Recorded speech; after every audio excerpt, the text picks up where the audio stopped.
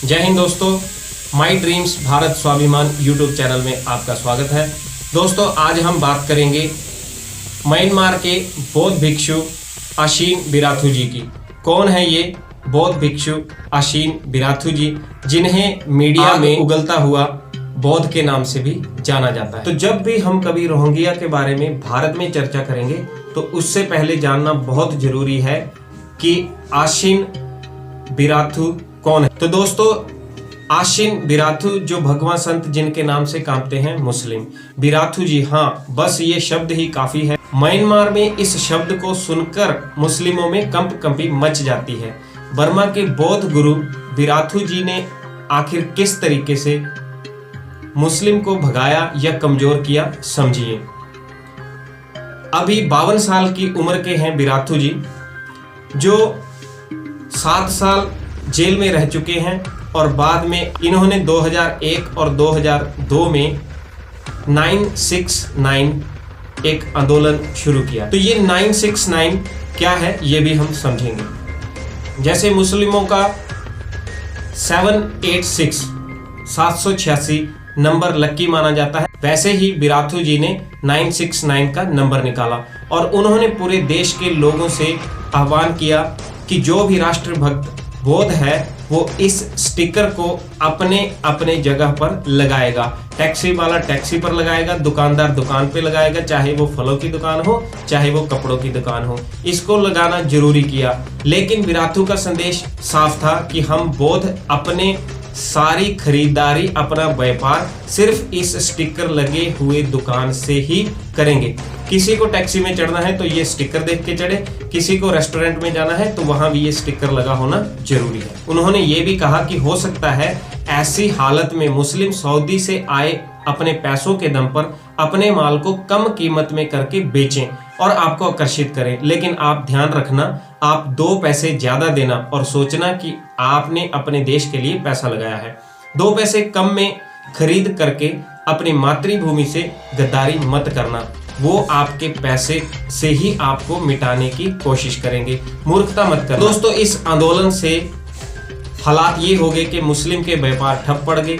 मुस्लिम इतने आतंकित हुए कि इस स्टिकर लगे टैक्सी में चढ़ना तो दूर, उसको देखते ही दूरी बना लेते थे। पूरे देश में मुसलमानों के होश ठिकाने आ गए और फिर ये स्टिकर एक तरह से देशभक्ति का प्रतीक बन गया, उनके जिहाद का जवाब बन गया। और इस अनोखे आइडिया का प्रभाव आप देख सकते हैं। आज बर्मा से मुस्लिम पलायन कर चुके हैं। अगर आप भी इन अकल ठिकाने लगाने चाहते हैं तो सिर्फ हिंदुओं व आर्यों से ही व्यापार करें। अगर सभी हिंदू भाई अपने कार्यस्थलों पर ओम का या जय श्री राम का स्टिकर लगाएं तो जिहाद को बहुत बड़ी चोट पहुंचाई जा सकती है।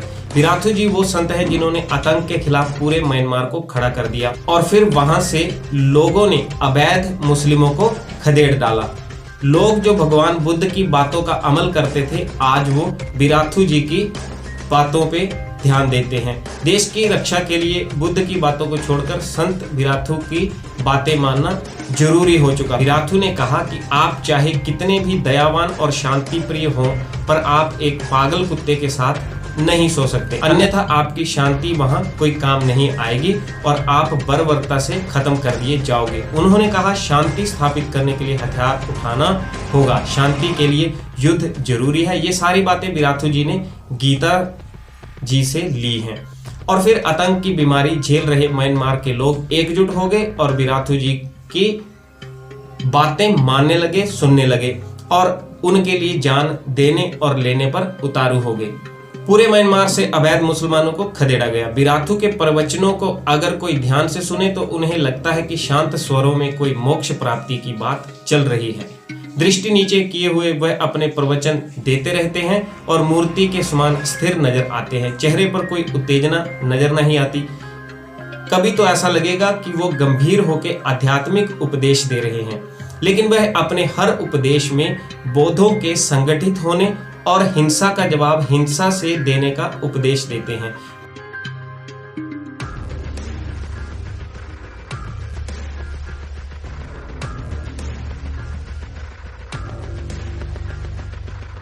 बिराथू जी के भाषणों से प्रभावित होकर पड़ोसी देश श्रीलंका ने भी बौद्ध भिक्षुओं में मुख्यतः मुस्लिमों के खिलाफ होकर बोडो बाला सेना नाम का संगठन बना लिया। इस संगठन में लाखों बौद्ध भिक्षुओं ने अपना योगदान दिया, समर्थन दिया, जो जानते हैं कि श्रीलंका को मुसलमानों से खतरा है। हजारों लोग उनकी रैलियों में शामिल होते हैं, तो सोशल मीडिया पर भी उनकी अच्छी खासी पकड़ बन चुकी है। केवल म्यांमार और श्रीलंका ही नहीं, चीन में भी बौद्धों और मुस्लिमों का टकराव जारी है।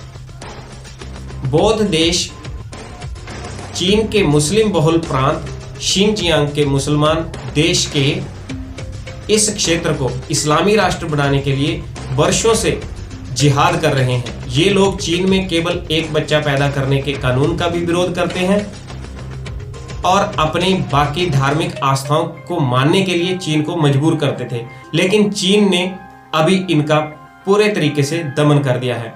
जहां मुसलमानों को दाढ़ी रखने और बुर्का पहनने पर बैन लगाया गया है, यहाँ रोजा रखने पर भी पाबंदी है। म्यांमार में हुई हिंसक घटनाओं के बाद से अब प्राय पूरी दुनिया में बौद्धों और मुस्लिमों में भारी तनातनी पैदा हो गई है, जिसमें अशीन विराथू बौद्ध दुनिया के एक नायक और जिहादी दुनिया के एक बड़े खलनायक के रूप में उभरे हैं।